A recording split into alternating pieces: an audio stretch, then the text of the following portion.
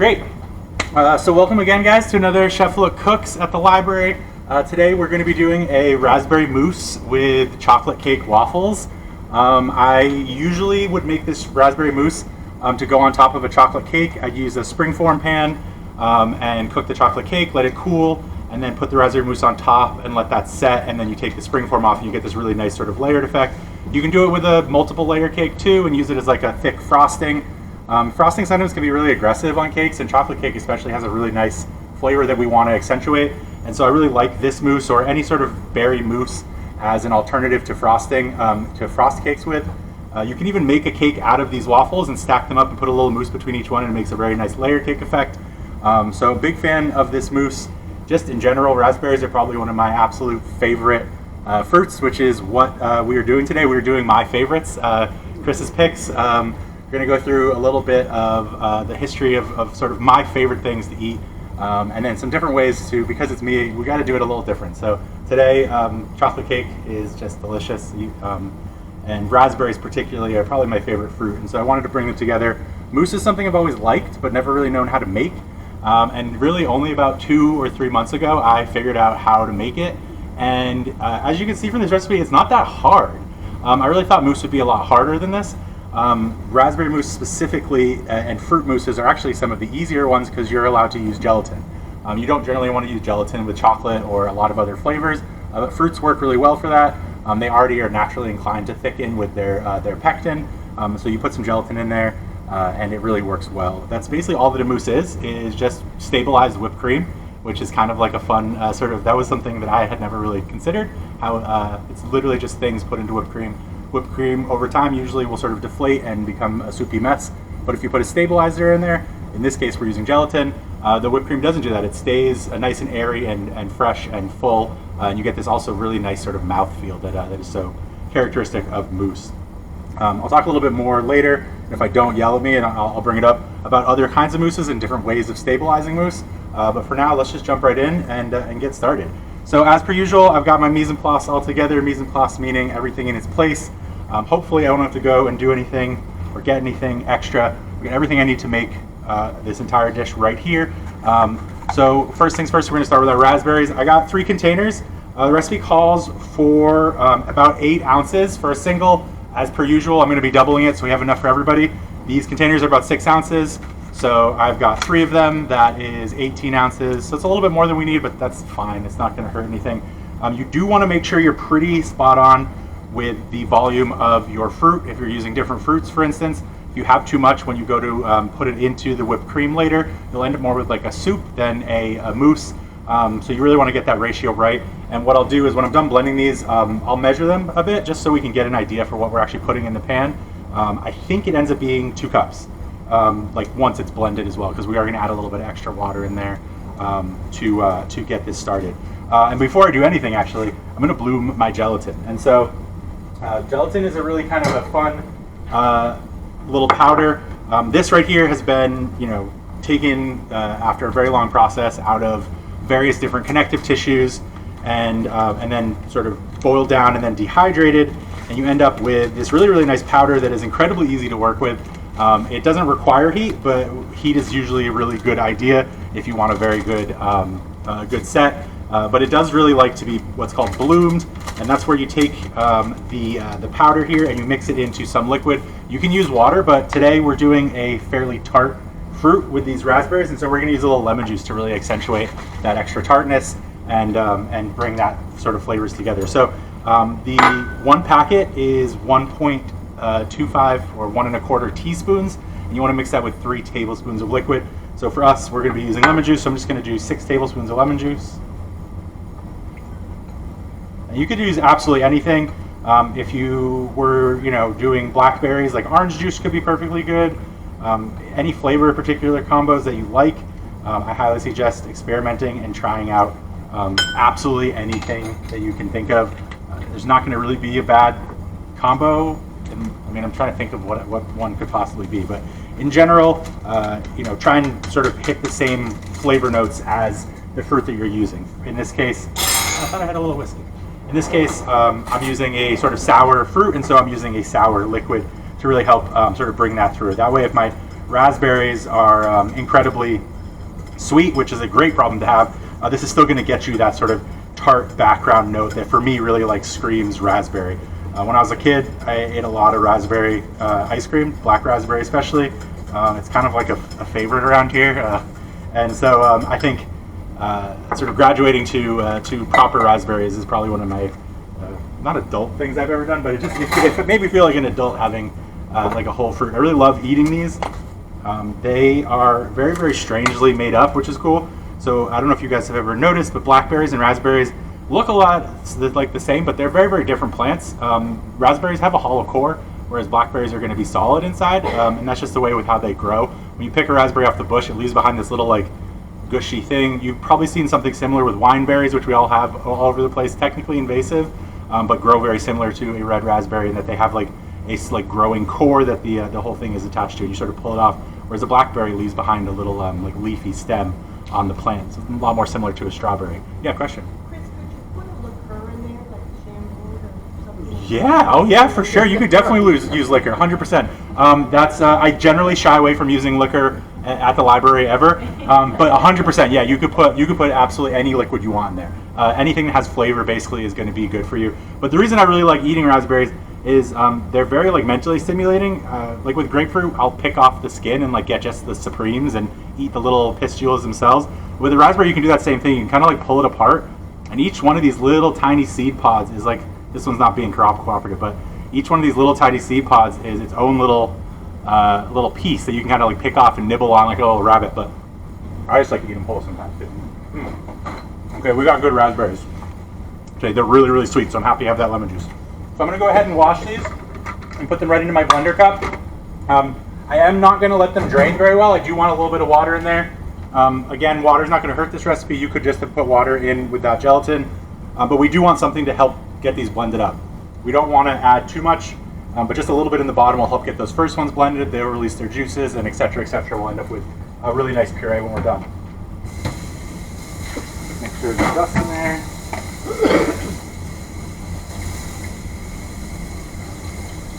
Give you a really nice rinse, and then just dump them out before they have too much time to drain. You don't want to, put too much water in here, but just a little shake off, and then dump, and you'll be good to go.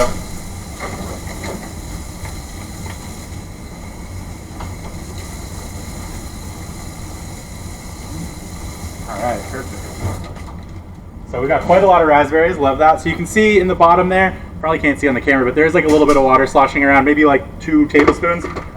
If you have raspberries that you know are clean, you don't want to wash them, you can just put like a couple tablespoons of water in there. You'll know right away if it's not going to blend. Excuse the sound, we're about to get a little loud in here.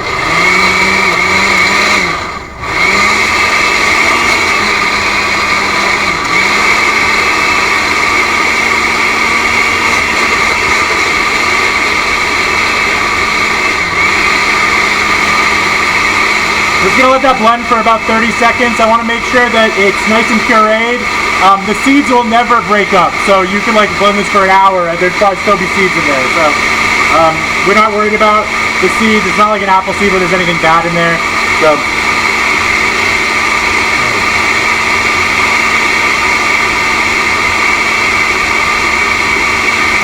that looks perfect. Okay, cool. So that's all we need the blender for. Now we're going to do what's called passing or straining. We don't want any of the seeds in there. You could go ahead and put this right in. Oh, that blender stinks. Sorry, guys. Let me get this out of the way.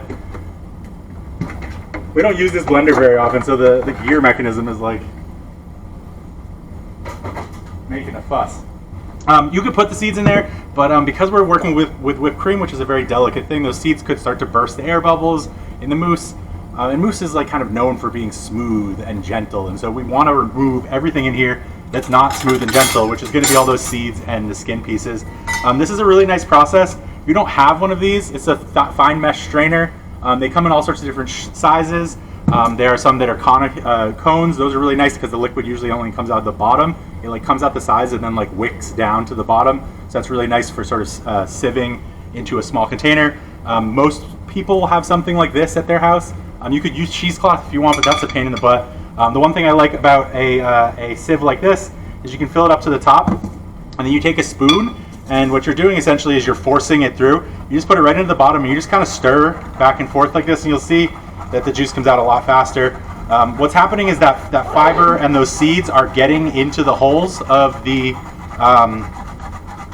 sieve and just stopping the liquid going through. So what you're doing by scraping your spoon across the bottom is you're moving those seeds out of the way, and you're letting sort of chunks of that or bits of that liquid get through. And you'll see that as we go, it starts to get thicker in here. The seeds become the main thing that we're seeing. And you can see just how many seeds are in raspberries. I mean, every single one of them has like 20 or 30 seeds or something like that. It's crazy. Might even be more than that.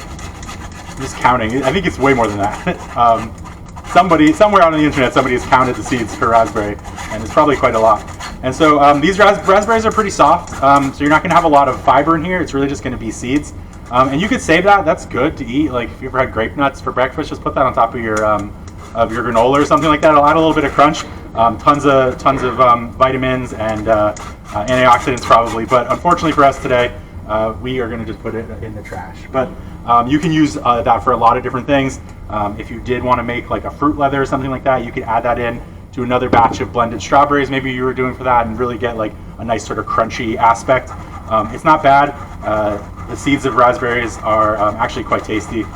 They're just really crunchy, which is kind of nice if you like that texture. All right, so we're just going to keep passing this. And this is a really useful technique to do for a lot of different things. If you make a smooth soup, a couple months ago I did a butternut soup here, or as a pumpkin soup. You could pass that through a sieve just like this, and that would make a very, very smooth texture. If I was working in like a fancy restaurant, I would pass every single one of my creamy soups through a sieve. If you're making like a bechamel for like a really fancy dish or a lasagna and you don't want any lumps in it, after you thicken it, you put this through a sieve as well. Anything you think might be lumpy that you want to have that smooth mouthfeel, if you pass it, is what we call it, through a sieve. You don't necessarily have to say the sieve, you can just say pass it. And that's kind of like the kitchen term for essentially putting something through a sieve so it's nice and smooth. But you can see it works really, really well. We have this beautiful puree now. And I mean, you could just eat that. I mean, that's essentially a smoothie, best smoothie I've ever had. A lot of times for smoothies we put like ice and milk and coconut water and stuff in there, but sometimes the best smoothies are just a bunch of fruit. You don't have to put anything else in there to make a good smoothie. So yeah, this puree is going to be beautiful. I wasn't sure if it was going to fit in one of these pans, so that's why I have both out, but I think we're going to make it. We'll see after we put the sugar in there as well. So again, one of the things I really like about this is you can do it in parts as well. This dish, that is. You can make this puree and put it in the fridge, or you can put it in the freezer. Like let's say it's raspberry season, make a bunch of puree, put it away in the freezer, and then when the time comes, take it out, make mousse with it, or just eat it. Again, it's really tasty. It's like taking a lot for me not to just lick the spoon right now. I really, really like raspberry. And so I don't want to waste any of this, so I'm just going to splash a little bit of water in here and just get the rest of it out. Again, just a little bit of water. We don't want too much extra water in this dish, but a little bit isn't going to hurt. Probably shouldn't just put my sieve over. But that's how you can see, like, things don't really go through here unless you put them through. And that's the idea behind that fine mesh.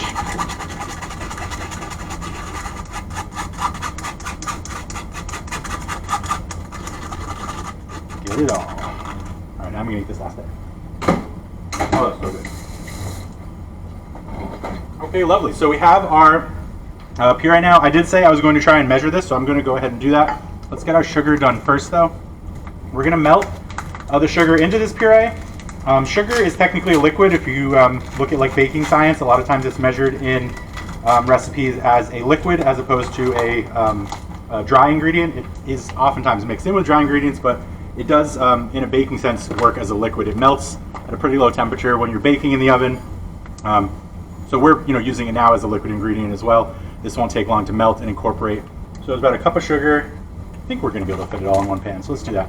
And let's see how much puree we have. Again, we're doubling this. So for at home, you're going to want to put this in half. I think it's going to be about 2 cups exactly. The ratio being 1 to 1.5 for that sugar to puree. Yeah, it's almost exactly 2 cups. God, that looks so good. I am going to scrape that pan. And let's get this on and heating. And what I'll do is once it's heated up, I'll split it between the other pans so it cools faster. We do want this to be relatively cool when we mix it into our whipped cream.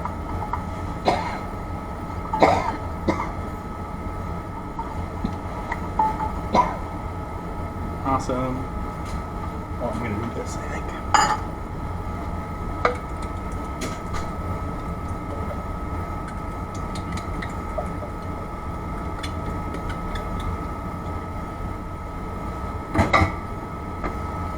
Stir it up.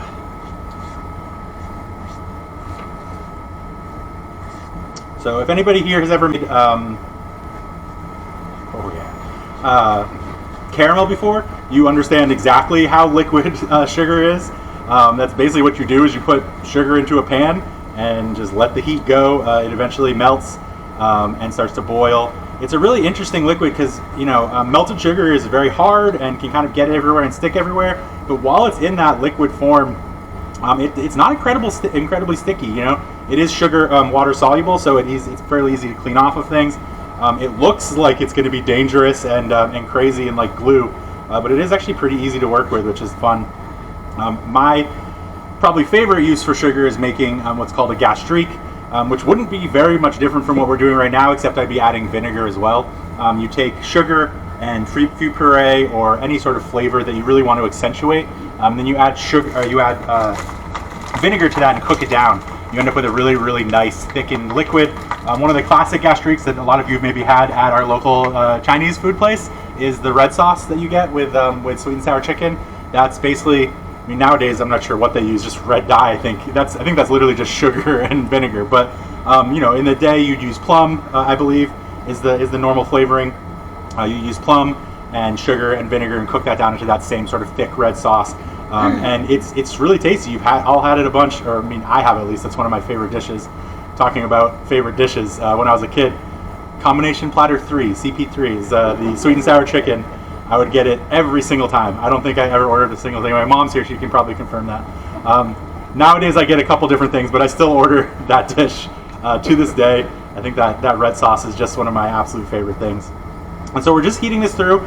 We do want it to like come to a boil.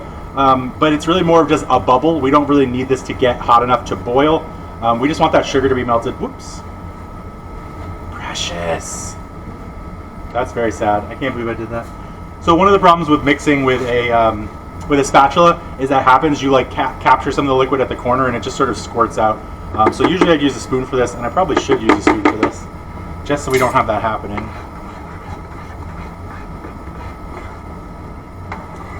And I think a saucepan would work a lot better for this. I just don't happen to have like a nice little small saucepan that is magnetic, and so will work on our induction burners here. But this is perfect too. This will cool a lot faster, which is kind of nice. So we just want to get that nice and warm. Oh yeah.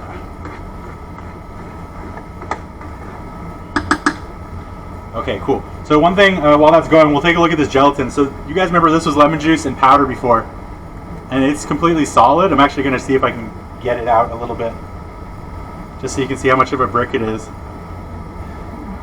So that's the gelatin. It really starts working like immediately. Heat is really helpful for getting it properly incorporated into things. You usually want your thickeners equally distributed through whatever you're thickening. So we heat this up so that it dissolves back in and gets into all those little nooks and crannies between the molecules here in our mixture. It's the same reason why you take you make a slurry instead of a roux. When you're trying to thicken things, just last week I made like a cornstarch slurry. You add a little water in with the cornstarch. That helps for it to get homogenized into whatever it is you're trying to thicken, so that when the thickening action activates, everything is equally thick. It'd be really sad to have a mousse where like half of it was like a very hard gelatin brick, the other half was just basically liquid. So one of the reasons we heat it up is so that we get that equal distribution. Right now, if you could see this a lot closer, maybe I'll bring it up, it's very grainy, and those grains will start to disappear as we add more water to the mix. This is a very, very, you probably can't see that great because it's not focused, but this is a very, very thick, like this is way too much gelatin for this amount of liquid, so we'll put it in here. It'll end up being a much better part, so it'll dissolve easier. You won't get as many grains. The little nodules of gelatin will get equally dispersed. And then when we eventually mix this into the whipped cream, it'll have tons and tons of liquid, and it'll be a really nice ratio. So this is starting to get warm enough that I think my gelatin will melt, so I'm going to put it in here. Again, we don't need a boil, we just need it hot enough so that this gelatin can melt and get equally distributed. 212 would be the Fahrenheit would be the boil temperature. We want to get there, but we just want to barely get there. We don't really need, there's not like an activation temperature here that I'm trying to hit. Again, I really just want to make sure that it's nice and evenly distributed, so that when I do put this into my whipped cream later, it really does its job. And this is a perfect time to talk about different ways of thickening and stabilizing your mousse. And so mousse, as far as I know, has sort of three main methods. One of them is more pudding, really, and that would be like a classic thickener, like a cornstarch. Essentially, you make a very thick flavoring agent, and then you fold that into your whipped cream. That's going to be one of the least stable ones. Protein tends to work a lot better than starch for whipped cream specifically, because you're dealing with a fairly high protein substance in the first place with the whole milk. So a starch-based thickener is going to be a little bit heavier. You're most likely going to end up with some sag, and you're not going to get that really nice mouthfeel that comes from like a proper mousse. At least for me, it's thick, it's rich. You know, it's literally whipped cream, so it's going to be super rich. And it's got that almost like mouthfeel, like it doesn't want to go anywhere. It kind of wants to stick around. And so the best ways to do that are going to be for any fruit-based thing, anything that essentially you can make a puree like we saw earlier that's very smooth. You're going to want to use gelatin if you can get your hands on it and you don't mind working with it. I think it just works best. It's very consistent. It's really hard to mess up, which is what I really like about gelatin. And the recipe is incredibly easy as well. It's 3 tablespoons of juice, or lemon juice in this case, the 1 packet of gelatin. You just saw 1 cup of puree, half a cup of sugar. You're done. 2 cups of whipped cream. So 2 cups of heavy cream becomes 2 cups of whipped cream. And that's the entire recipe. One of the things that I didn't even have to look at it. That's why I love it. I love recipes that you can kind of memorize and just do when you feel up to it. You don't have to go like find it. You can sort of cook on the fly. So that's one of the ones that I really like. That doesn't work with everything though. It's specifically chocolate, which is probably one of the world's favorite mousses. Doesn't really work well with gelatin. Gelatin and chocolate don't mix. Too much fat and oil. It just doesn't. It's not a good mix. So for chocolate itself is actually a pretty good stabilizer. Once it cools, it gets a pretty hard structure. And so you can just put chocolate, like melted chocolate, tempered chocolate, into whipped cream, and that's technically a mousse. But a lot of people want something that's going to be a lot more stable, is going to last in your fridge for a couple days. And so most people will use egg whites in that situation. So egg whites are another really, really great thickener. I'm just going to go ahead and pour this in here. I'm just going to make sure there's no chunks, and then I'm going to pour it back in. I just wanted to check and see there's no chunks in there. It looks perfect, nice and smooth. So I'm going to put this aside and let these cool. I don't want them to cool too much, because if they cool too much, they will solidify. So I'm not going to put them in the fridge. I'm not going to try and like rapid chill them. I'm just going to put them on this nice cold marble, and that should do the job. We just need it to be room temperature. It should take maybe about 10 minutes, but we got some time as we work on our next part of the recipe, which is the whipped cream. And so hopefully they'll be nice and cool. I'll just take a couple stirs on them in the meantime. So the last thickening, or rather stabilizing agent, is whipped cream, or sorry, is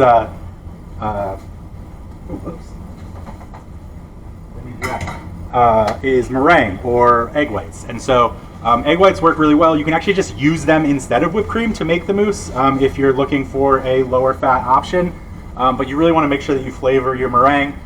In that case, you'd make what's called an Italian meringue, where you drizzle in hot sugar syrup into the egg whites as you're whipping them. That's going to make them a lot sweeter, a lot more flavorful, and work a lot better. You won't even really notice that there's no heavy cream in there. But I personally, especially for chocolate mousse, like to do a mix. So I'll do the exact same recipe like this, 2 cups of heavy cream, but I'll also use 2 to 3, depending on how many eggs you like, egg whites. You whip those up. You don't bother with the Italian meringue. You don't have to cook them. I mean, you can do that if you're worried about them being raw. But I just use air quotes, but they are raw. But nowadays, especially, eggs are usually safe. But if you're worried about them being raw, you can make an Italian meringue instead. It's not going to hurt to have some extra sugar and flavor in there. I'm just going to get this out of the way because we don't need it anymore. And then once you have that meringue done, what am I doing? Oh yeah, bowl for whipped cream. Once you have that meringue done, you are going to take that and you're going to fold it in. So later we'll be doing some folding exercises, And so it's kind of like a fun process with chocolate. You take the chocolate, the heavy chocolate, and you fold that into the whipped cream first, because the cream is actually more stable than the meringue when it's whipped. And then you take that and you whip it into the meringue. And then once you put that in the fridge, the meringue, the proteins in that egg start to solidify, and it becomes really, really tasty. And you can even go further up. I've been going deep into this. I like just got into mousse, like I said, like 3 months ago, and I'm like, it's beautiful. It's so much fun. It's such a fun way to eat sweets because it's very light. And even when we're done here, like your portion will look pretty big, but it's whipped, so like there's not really a lot in it, which kind of makes it like, yeah, I'm cheating. I get to eat whipped cream for dinner. And so one thing I also like to do with a chocolate mousse is I hate waste. It's part of why when I make pasta around here, I always put the yolks and the whites in. Like I do a whole egg pasta as opposed to doing a just yolk pasta, which a lot of people will do. I just don't like waste. So for me, with the chocolate mousse, when I do a whites meringue, I have these yolks left over, and so I've started doing, I forgot the name for it. I should have researched more. But anyways, you take the yolks and you sort of, you make almost like not a custard, but it's kind of like a custard. You whisk them over heat, low heat with a little bit of sugar. It starts with a B. Anyways, maybe I'll put it in the YouTube video later, but you whisk it in, and then that gets mixed in with the chocolate mixture that then gets later folded into the mousse. And so it gives a lot of extra richness, that like thick, yolky flavor and texture goes in with the chocolate and really enriches the chocolate, and then that goes into the mousse. So you end up with a mousse that's made basically the same way. It just has some extra yolks in there, which just gives it a lot more richness and a lot more flavor. So we're just going to make whipped cream. I usually will use my Cuisinart here. We're going to use this entire quart, but today I got this little guy, which is pretty fun. Last time we used this guy was for ripping up chicken. When we were doing our thing. It worked really, really well. But the whisk attachments I know work incredibly well for making whipped cream. And this is maybe something you have all access to at home, whereas not everybody has a KitchenAid mixer. So I figured this would be a nice sort of accessibility thing. Make sure that we can make whipped cream in other ways. You can always hand whip it. I wouldn't recommend it, but you can always hand whip it. One thing I really like to do is if you're having like a dinner party or something like that, just pass the bowl around after dinner. It's kind of fun. Everybody gets a little try. Everybody feels, sort of like they participated. And then when they're eating dinner or eating dessert later, it feels like I did that. Like without me, there wouldn't be mousse for dinner right now. So I haven't used one of these whipped cream in a long time. So let's hope this works out pretty good and we don't make too much of a mess.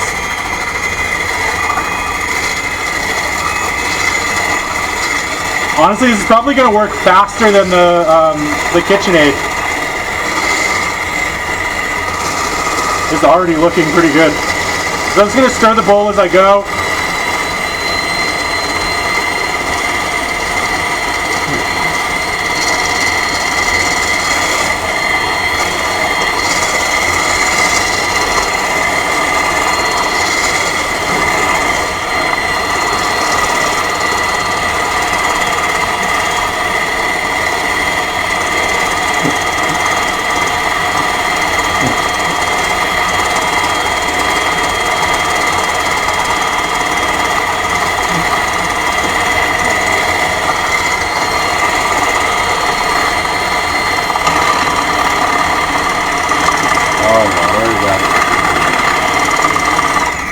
So we're not done yet. I just wanted you guys to sort of see. We'll talk about the different stages of like whipped things, and this is very similar to with doing meringues as well. Anytime you're whipping, you've got kind of stages. So this is not peaks at all, but you can tell the cream has thickened.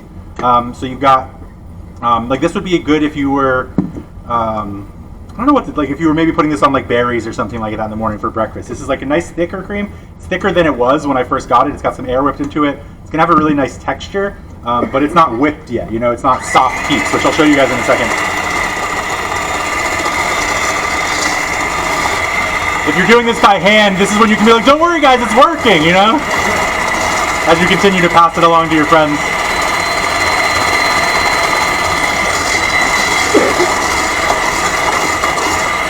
Alright, cool. So I think we might be at soft peaks right now. Yeah, we are. So one thing, I don't know if you guys saw on the camera, but it started to just act differently as I was pulling it around. It started to basically give me some resistance, and I could start to see more ripples in the texture. That's because it's thick enough that it has like some actual body and density now. And so this is maybe even a little short for soft peaks, but essentially soft peaks mean when you go up and you make a drip, it makes a little peak, and then that peak goes bloop, and that soft peak. So this is just shy of, I would say, soft peaks. This is going to be really good again for berries if you want something a little more thick. But I really like this stick just on top. It can dribble more and get into nooks and crannies, which is really nice if you're looking for something that wants to like get into your dish as opposed to like sit on top and look nice. We're going to go to stiff peaks though because we want as much air as possible in here.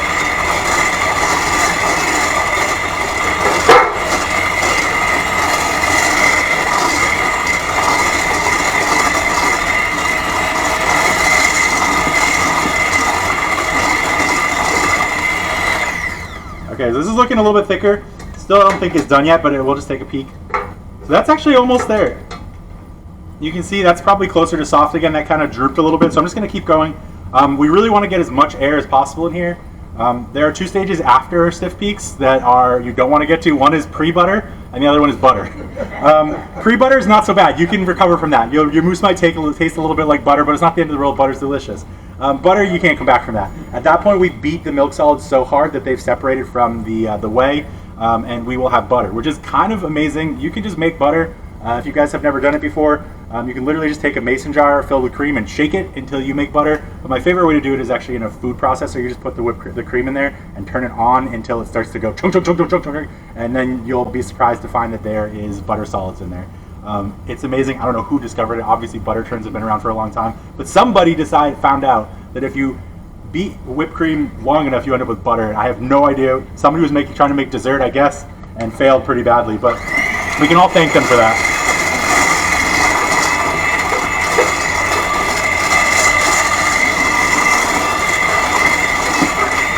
Okay, cool. I'm going to stop right there. So you can see this is like, I'm pretty sure, yeah, this is definitely stiff peaks. So it's super stiff. They're not drooping at all.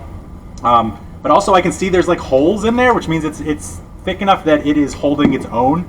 Like I could probably dig out a little bit here and it would like stay.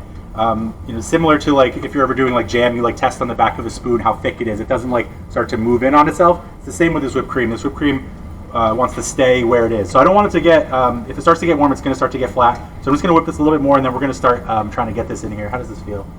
Still a little warm, but not that bad. It's okay if it's a little bit warm.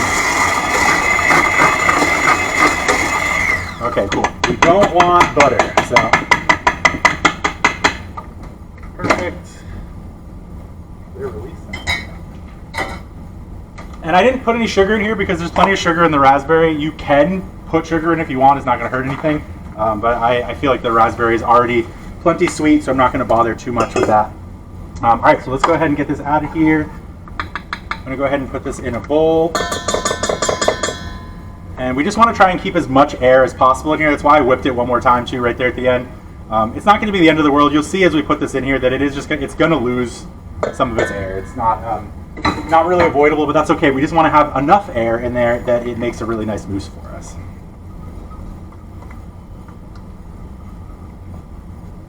Okay, lovely. So I'm going to take a little bit of this out just to be sure. The last time I made this, I ended up with too much liquid. And I noticed that when we did that, there was that extra like quarter cup of liquid in there. So I just want to keep some out. I'm going to add it in later, but it's basically impossible to come back. I don't have any cream in the fridge. So if there's not enough cream here, we'll have a very soupy mess. So we don't want that. We really want a nice mousse. So I am going to just keep a little bit out just for now to be sure that it's going to work out so well. So got this whipped cream. I'm going to put some of the whipped cream in right now. And essentially what I'm doing is I'm just trying to not temper this, but I'm trying to make it a little bit lighter so that when I do put it into the whole whipped cream, it doesn't just break that all down. So by doing this, I'm adding a little bit of air into the raspberry mixture, and I am getting it ready so that when it goes in with the mousse, it's nice and smooth and mixes in easier. I'm a little bit less concerned about keeping the air in this whipped cream. I do want some of the air in there, but it's really not as problematic if I have, if I'm kind of stirring this pretty aggressively. That's going to allow me to be a lot more gentle later when I go and whip this or fold this into the rest of the mousse. Oh yeah. So it's okay if it's a little streaky. We're going to be doing plenty of mixing later, but I do just want to get any sort of pockets of liquid out of here.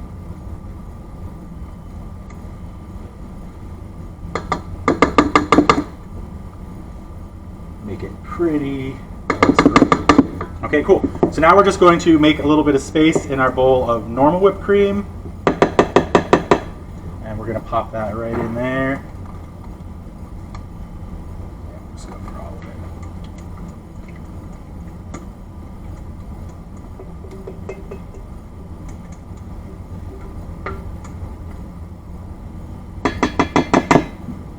it. Awesome. And now we're just going to do some folding. So I'm going to start at the edges, and I'm just going to sort of go around to the bottom and then bring it up to the top. And so that's what it means by folding. I'm literally kind of folding from the bottom over to the top. We're just going to keep doing that nice and gently here until it gets incorporated.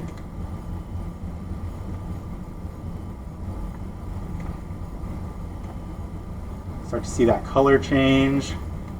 I'm also at this point looking to see if how much more of this this juice I can put in there. I think I do have somehow again too much juice, but that's just okay.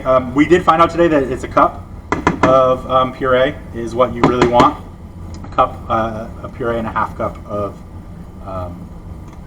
sugar is the perfect amount of liquid. And so I think we just ended up with a little bit extra. You know, I went a little too crazy with how much water I put in there, but I think it should be totally fine.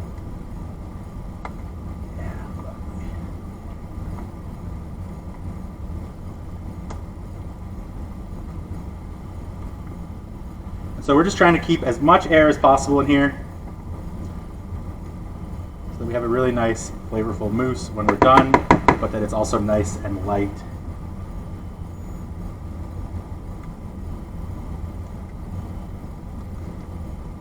It's being tough with me today.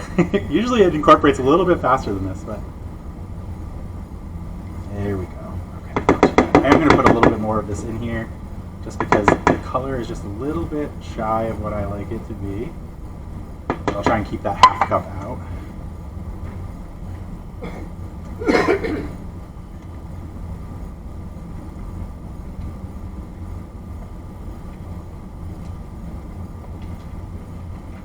Just go right to the bottom and whisk it up.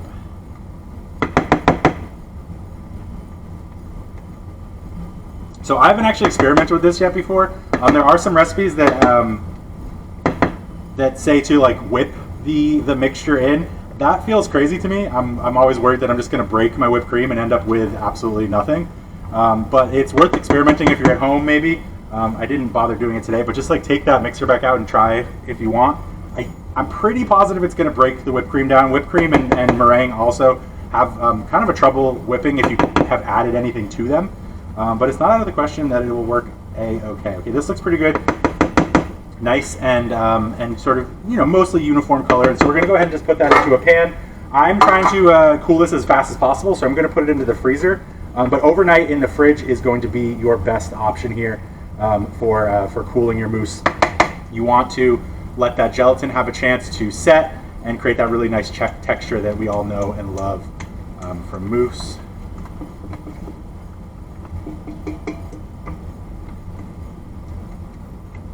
Great. We're just going to put that in here and then just spread it out. And we'll come back to that in a second. Once it's had a chance to set up and become a very nice topping for our our chocolate waffles.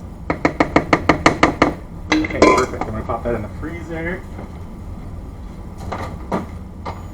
And we don't want that to actually freeze. But right now there's a little bit of warmth in there from the puree, and the whipped cream itself has like come a bit to room temperature as it's been whipped. So we just want to get that back to fridge temperature, and then the gelatin will start to solidify. So when I do take it out, the top might be a little bit crispy from getting frozen, but we'll let that thaw and it should be perfect. Once the gelatin does have a chance to set, it works perfectly fine at room temperature. It'll stay set for quite a long time, even if you do put it out. Yep, that's good, guys. Oh, we're in for a treat. Oh, that's so tasty. Oh, I love raspberries so much. I really hope you guys do as well. So this is not a waste at all. One thing I really like to do with this puree is this will gelatinize again once we cool it. It'll turn into like a nice little like fruit leather almost.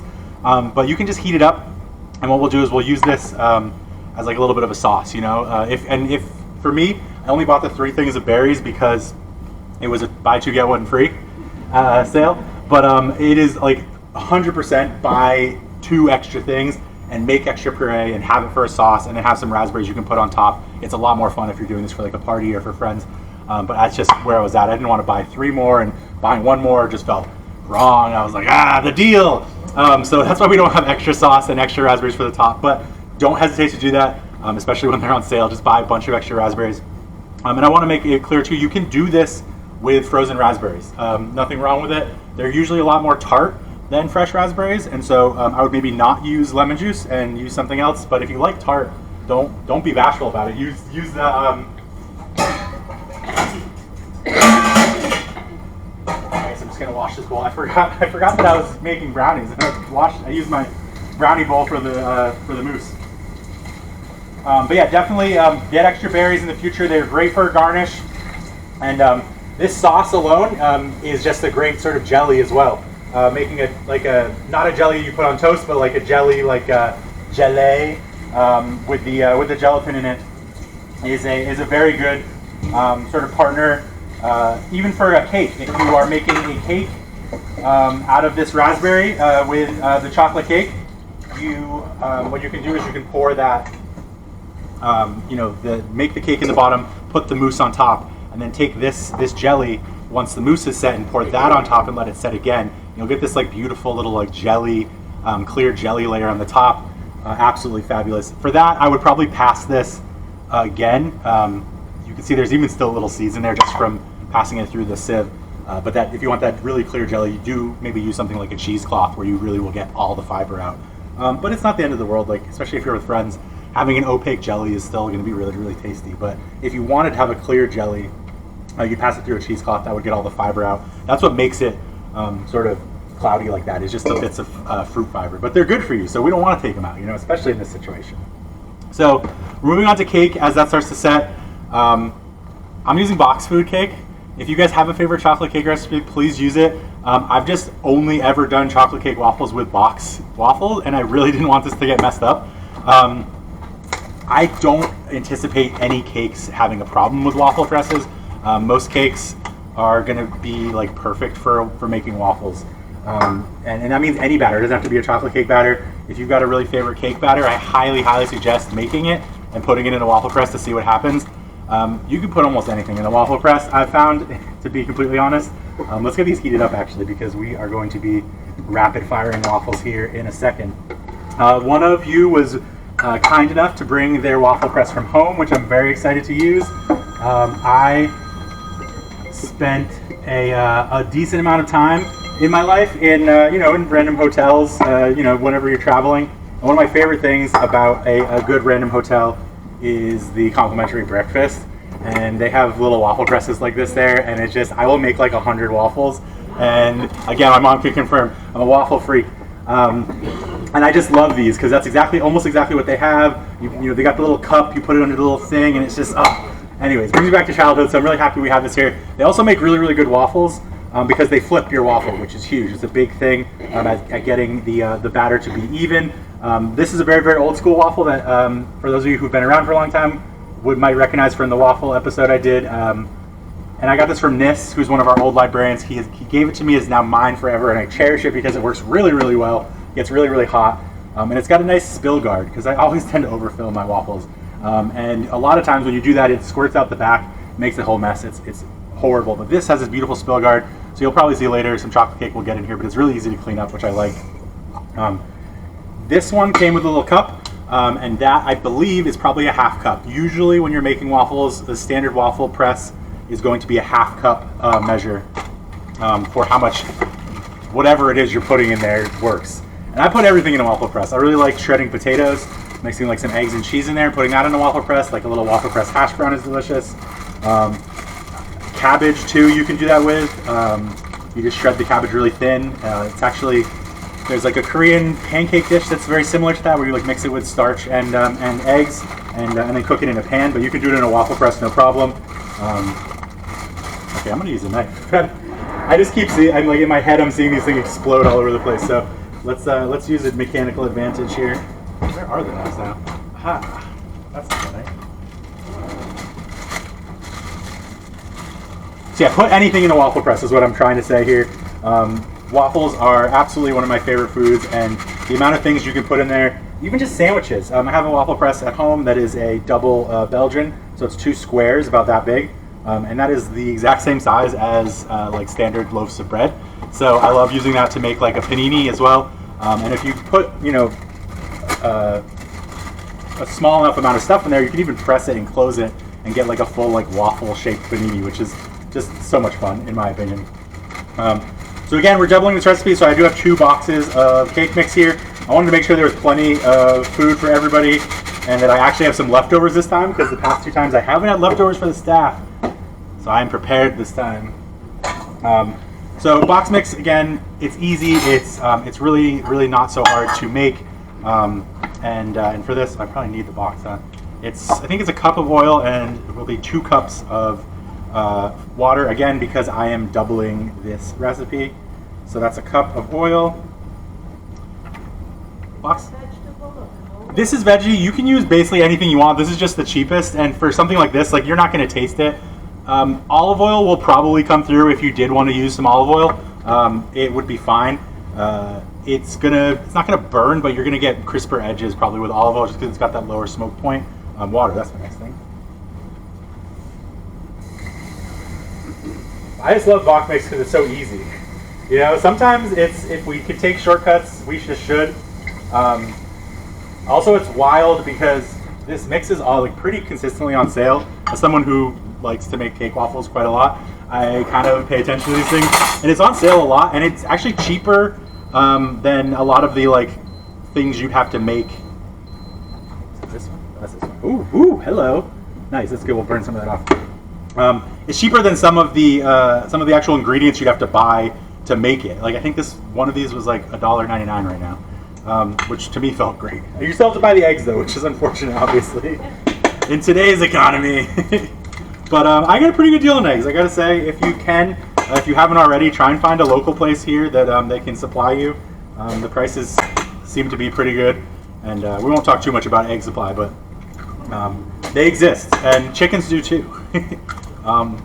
So if you ever get a chance to find some local eggs, it really changes your life. I actually have a couple chickens in my backyard, and it is kind of one of the most fulfilling experiences when you like go out, let your chickens out, feed them some breakfast, and then walk in and immediately eat an egg that you picked up. Like, it's just, I don't know. If you've never done it before, find some friends who have chickens and just ask if you can take care of them for a couple days. It's really fun, and they're absolutely wild creatures. Well, how'd you get in there? Get out of there. They're little dinosaurs. Like, they really are. They're just little gremlins. They eat everything, which is really amazing as far as controlling waste nowadays. Almost everything that I cook at home, will have some sort of composting waste. But with chickens, you can just like put that in a big pile. They don't eat like standard things that most animals don't eat, like onions, which is crazy to me. I don't know how many of you guys like onions and garlic, but most animals don't eat it or can't eat it. They don't have the right enzymes. We are so lucky that we get to eat onions and garlic. It's the best. Okay, lovely. This is starting to look pretty good. I do think I was just a little short on the water, so I'm just going to put a splash in here. One of the problems with measuring with a dry cup measure like this is if you are measuring liquids, you have to literally go all the way to the top, like to the point where there's like a little bit almost coming over the side, and liquid tension is the only thing saving you. So if you're measuring liquids in that, you really have to make sure you go all the way to the top. With liquid cup measures, you can fill them up, and you'll see the line, and it works perfectly fine. But it does not work so good with dry cup measures. So if you ever just want to save dishes, which is basically all I'm trying to do, just make sure you measure all the way to the top. But that looks good. That looks like a nice brownie batter. This brownie in particular, do ask you to whip the batter, which I'm going to just do real quick. It just makes it a little bit smoother. Sometimes I wouldn't do this if I was doing like a cupcake, for instance, or a muffin. You don't want to develop too much gluten, but for something like this where it's chocolatey, and especially since we're putting it in a waffle press, I'm not too worried about putting a little bit extra air in there. That's going to sort of work against the gluten to sort of raise it up and help it fill this waffle press, which is exactly what we want to do. All right, and that also just looks nice and smooth now. That looks really good. So again, if you were cooking this yourself, or like making like a fresh raspberry dish, you could really sort of spruce this up in a lot of different ways. You could put little chocolate chips in there. You could use like a raspberry flavored tincture and put that in there as well, so you get some raspberry in with the chocolate as well. We're going to keep it simple today just because it's easier that way. But let's go ahead and start our waffles. So let's see. I haven't used this one, so I'm going to get it in. So this one's hot. She's hot. Let's turn it down right there. Waffles cook mostly by steam. Obviously they have very hot sides, but the actual waffle in contact with the iron gets cooked pretty fast. And then the rest of the steam gets trapped. You'll see some of it escape.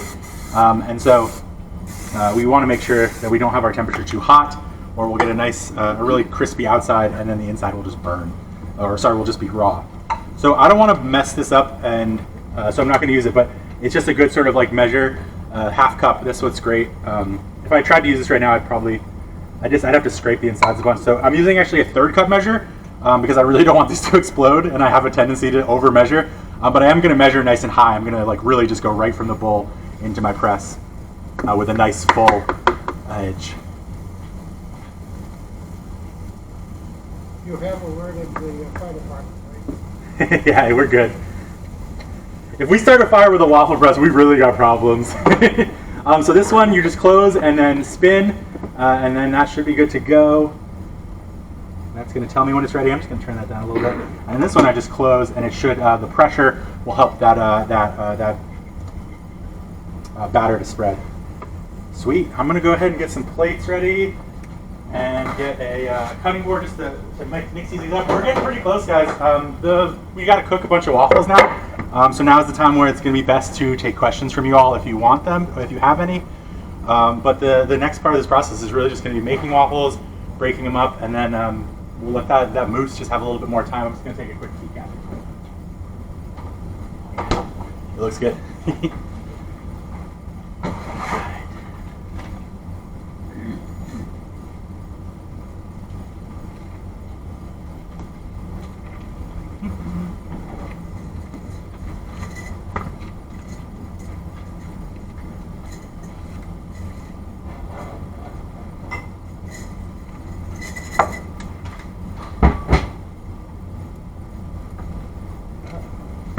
Get some forks from. Wow, it's done already?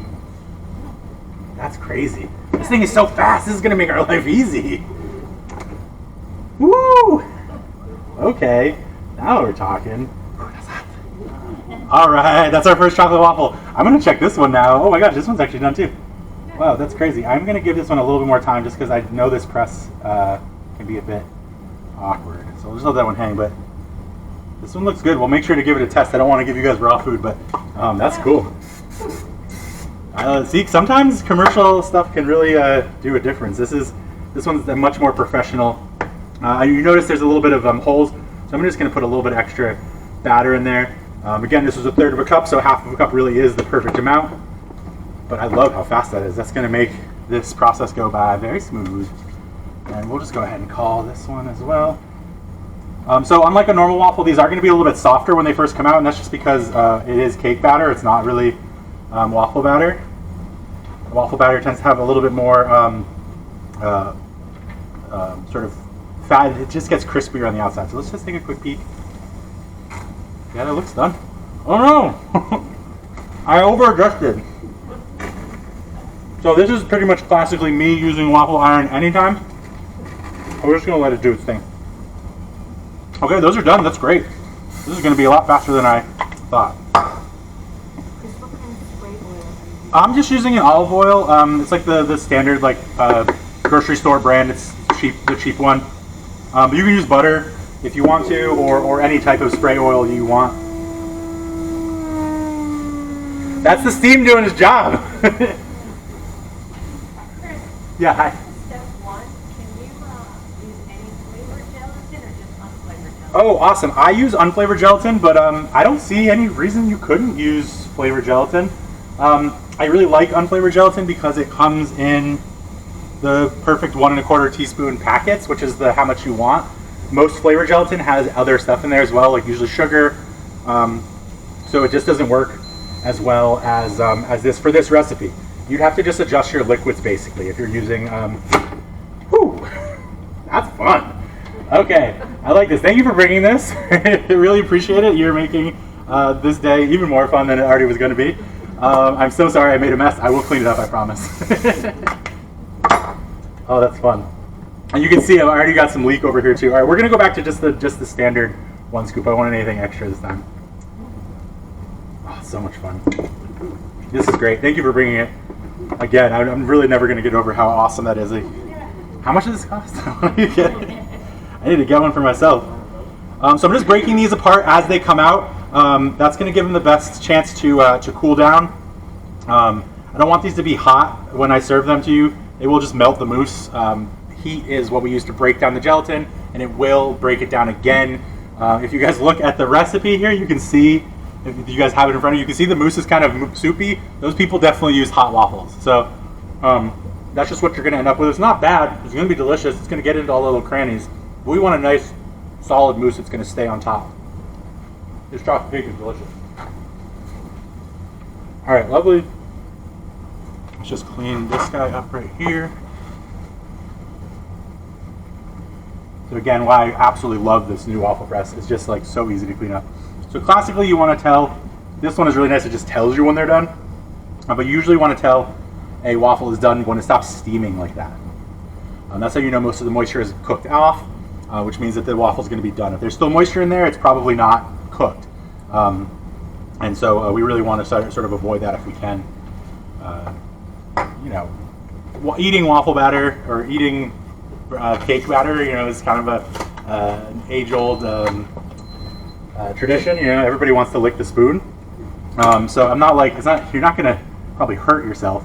I was just telling you guys earlier about, you know, eating meringues and how, you know, it's technically raw egg, but like it's probably not going to hurt you. So it's the same thing here. The raw egg is really the thing we've all been sort of programmed to avoid and be wary some of.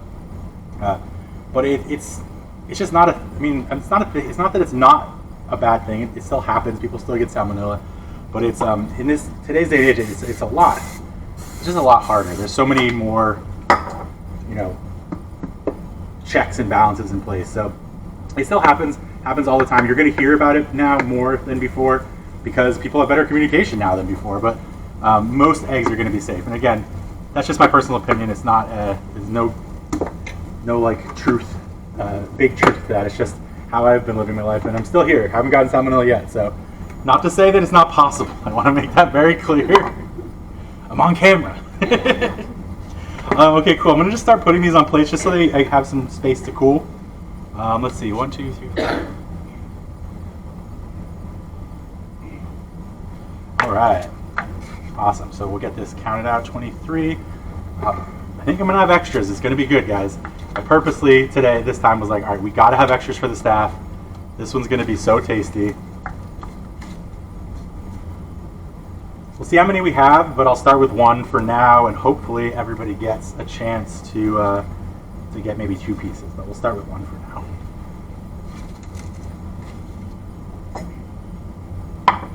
Put that in there. I'll find a little bowl for that, so you guys can sort of.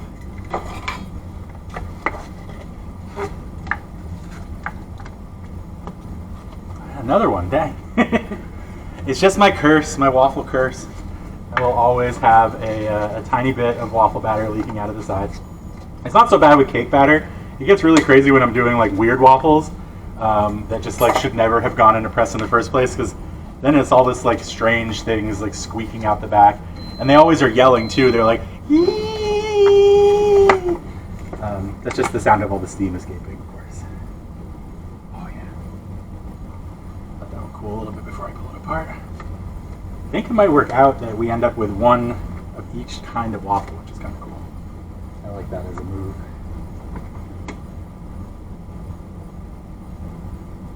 Let's take that little side piece off.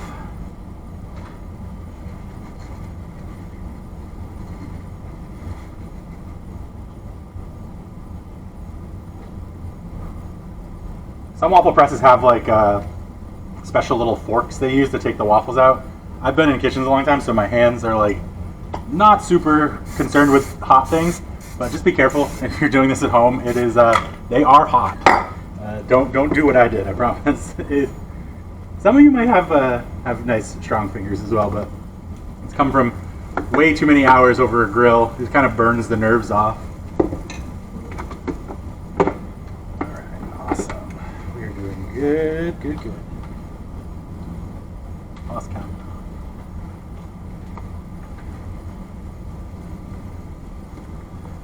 2, 3, 4, 4 by 6.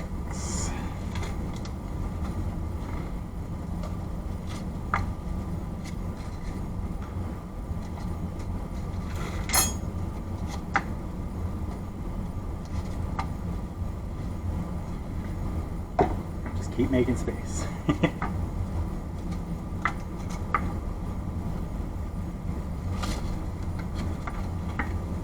Awesome. 1, 2, 3, 4, 5, 6. This is what, when kids, when I was a kid even, I'd say, what am I ever going to use math for? This is literally what you're going to use math for in life. This is your multiplication tables here, guys. It's a 4 by 6. It's going to be 24. We needed 23, so we're rocking. That's one extra for me, You guys probably use math all the time. Kids nowadays especially, no problem, they're great, but when I was a kid, they were like, you're never going to have a calculator in your pocket all the time. I bet everybody in this room has a calculator in their pocket right now. It's pretty much impossible. Did this guy beep? Did you guys hear a beep? I think I just heard a beep, right? This one's got to be done. Yeah, there we go. Oh man, that's so nice. This is a really fabulous machine. I'm going to have a hard time not just buying one for myself like as soon as possible. On YouTube, can you go to YouTube first and put in Eggertown Library? For me personally, at my you can do that. It's just YouTube search is like, it's crazy because it's ran by Google, but like it's not the same. So I always go just in my Google search, I just type Eggertown Library YouTube, and that will bring it up first result every single time. So that's usually my go-to, and that works pretty well.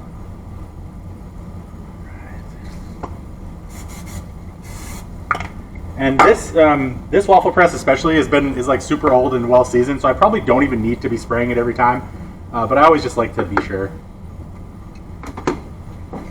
All right, let's see, where's my spatula?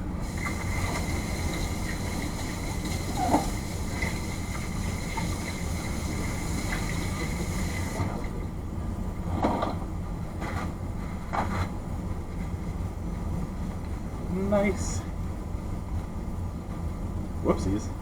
So I will say I'm kind of like doing a little bit of an ego move, doing my favorites for the next couple of shows. Next month is going to be a lot of fun. It's probably one of my absolute 2 favorite things put together. I'd say like on my list of favorite things, we're going through like top 5 in the next couple months. Raspberries and chocolate cake are actually at the bottom. They're 3 and 5, respectively. Nothing wrong with chocolate cake, just raspberries are that much better. But the next two from next week are 1 and 2. They're literally 1 and 2 in a line, and we're going to be eating them together as a sort of fun treat. So I won't give too much away. But if you guys have been ever sort of listened to me ramble about some of my favorite things, you might already know what we're talking about. I will say that I've done this recipe before in 2 different ways throughout sort of past of Chef Look Cooks. So if you look back on the YouTube, you might get a history as well.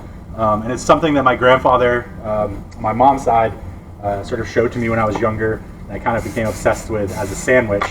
And then the other one is just something, and then we're sort of melding that with my other favorite, which is something that my dad really, really loved and used to make all the time for us, and we'd always have in the fridge as leftovers to make sandwiches with. So perhaps those have revealed what I'm making, but if not, you'll find out in the it's only like a couple days till the newsletter comes out. So if you're not signed up, highly suggest getting signed up for the newsletter so you can know first things first what we're doing next month. This is looking like we're going to get 2 pieces of waffle per person, I think.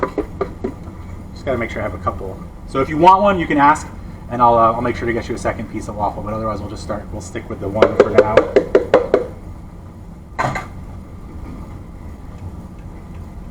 Oh yeah, whoops.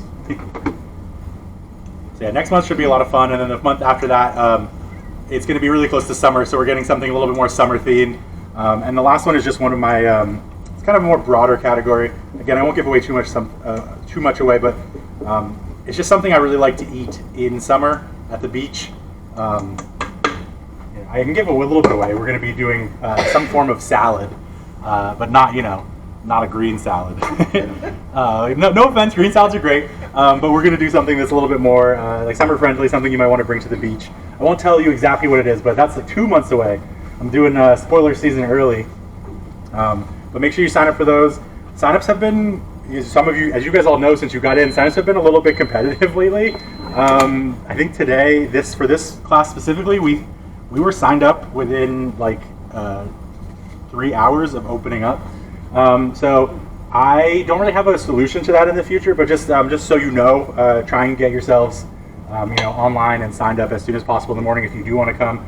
Again, everything will always be on the YouTube, so we will have at least accessibility, even if we don't have spots in the actual class. And there's potential talks for doing 2 classes a month too, but again, we'll see how things go. That'll be an after summer thing. We'll be re-looking at what to do next winter when we start cooking again. So that's good. All right, we're almost on our last ones, guys, which means it's almost raspberry mousse time. Let's see, what have we got in here for?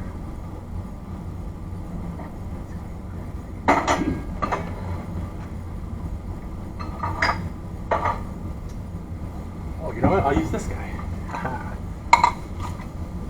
Use this just to pour on. There's not tons of this, so if you do use it, just make sure you save a little bit for others. Ooh, that's tasty. Oh man, it's really good. That's just kind of good on its own. Just a nice little jelly. If you ever taken just like raspberry jam and you cooked it down, that's kind of like a very similar. It's a really great place to start as well for this. If you really want to go like super easy and lazy, is just get a raspberry jam, cook it down. If it's got seeds in it, just pass it and just use the jam as is to make your mousse. You don't have to add gelatin even. The jam will have a lot of pectin that's been activated already and will act very similarly as a stabilizer for you. It'll probably be a little bit less airy and light, and you can just put gelatin in there, which will also work wonders, but you don't have to. You can just use the jam as is. That pectin is going to work as a really good thickener and get the job done. Okay, awesome. So these are good. I'm going to just start putting them aside. Do a quick count here. 1, 2, 3, 4. 1, 2, 3, 4, 12.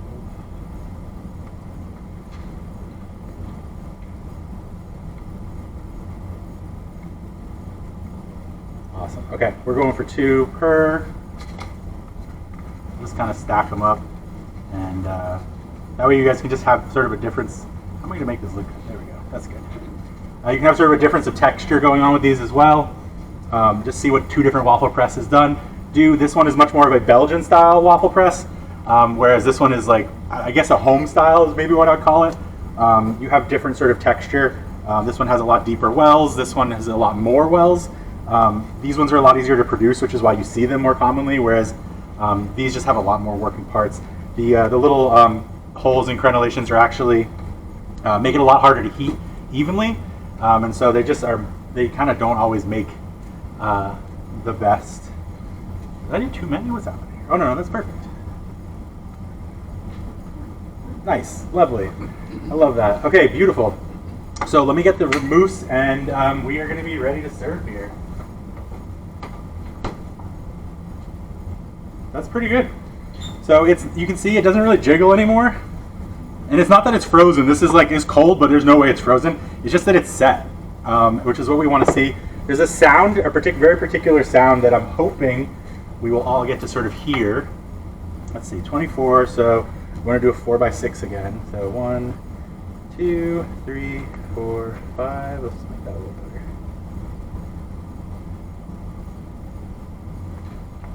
3, 4, 5. 1, 2. Close enough. There's a really nice sound that I'm hoping we'll get to hear. It's kind of it's like when you take tape off of the wall or something. It's almost like a kind of thing. And that's us cutting through the air bubbles, but them not popping. They're popping, but they're staying pull, and that's the sound you really want to hear. Let's see if we can get it. No, I didn't. Oh well, that's okay. I think this needs a little bit more time to set, to be honest. But I want to get you guys eating, so we're gonna go ahead and start doing this. If you guys want to start coming up, it is gonna be time to eat here. Those of you in the back, please come up first, as you guys were further away. I have spoons and I have forks. Yeah, please do. I have spoons and I have forks, so please take whichever one you like. I did, yeah. I mean, they're not accessible. Yeah, they're gone, Okay. unfortunately. I should have asked you. Thank you. Yeah, of course. Oh, can I put a little sauce on? Yeah, of course. Where did I put it? Oh yeah, here we go. A little bit of sauce. Oh, I forgot about staff. Okay, don't forget about staff.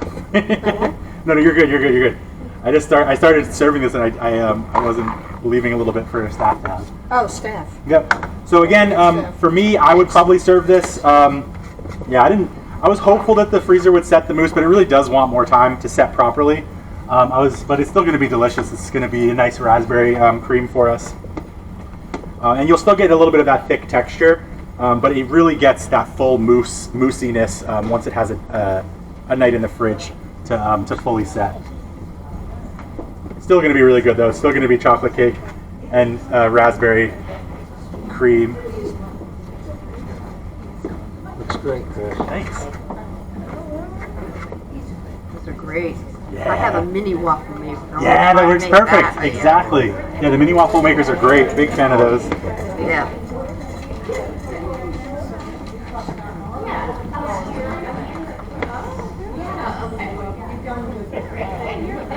Thank you. Of course. Yeah, I'm so happy to see you again. And just remember as you're eating this that that mousse will be a lot more sort of crispy and light when you do give it some time to set. Just as I'm going through this, I can see the center is still basically just whipped cream, but that's okay. I don't want to make you guys sit here for an hour as we wait for the mousse to set, so I'd rather you get a chance to eat it nice and fresh. Early May. Oh, yeah, that's in the Thank you. Of course. This looks wonderful. Yeah. Do you have enough for staff? Oh yeah, I do. You sure? Uh-huh. 'Cause I'll just. All right. I do. I learned my lesson. This looks amazing.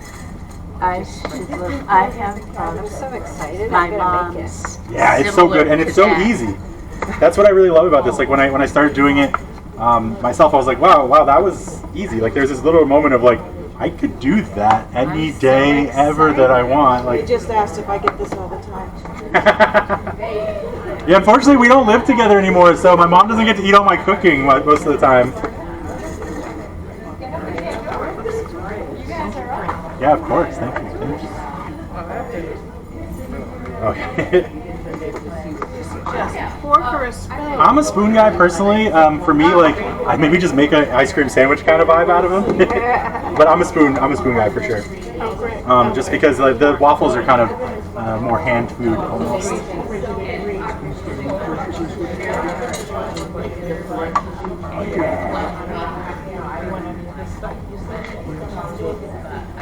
Perfect.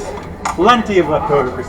This looks very good. Yeah, I'm really excited about it. This is one of my, I probably eat this like once a month now. I mean, for the past 3 months at least. It's been like a monthly thing, and I just can't get enough of it. I make a chocolate cake and put raspberry jam on the bottom and a chocolate ice cream. Yes. I like that. It's so good. Raspberry and chocolate is just, it's perfect.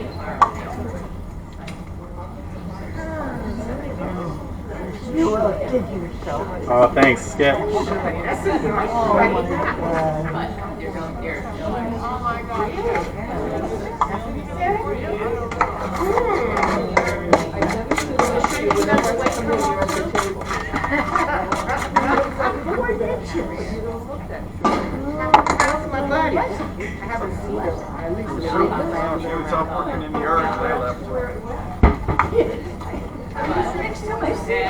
Actually likes it. That's not me at all.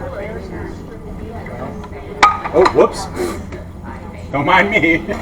Forgot to turn this one off. Waffle lights. Fast, aren't they? Yeah, these two especially are like light speed. It's crazy. But I do it on mine with my grandchildren. Everybody's waiting for a waffle. Well, the cake cooks a lot faster too because it's just a lighter batter, right? Waffles are like a lot thicker that you're going for. I can get a spatula too if you want a little more. I'll say something. Sorry, can I have Oh, are you a Parmesan flavor too? Oh, my wife is Susan. Franny. Oh, you're Sue's, Husband, yeah. wait a minute, what's your husband's name, Scott? Yeah. Oh, you're the boat builder That's it. and the cabinet maker. Oh, okay, I got it. All right, that's how Sue I met her. The man. There we go.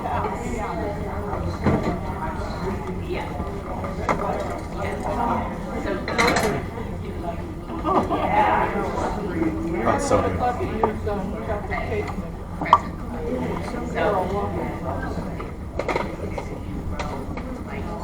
Good job. Thanks, guys. So you will get a little bit of that moussey texture, but it's not quite as set as it should be, obviously. So it's going to give you a little bit more of a whipped cream vibe. But, you know, you get the idea. You'll get a chance to experiment at home, and you'll see what that proper mousse really turns into.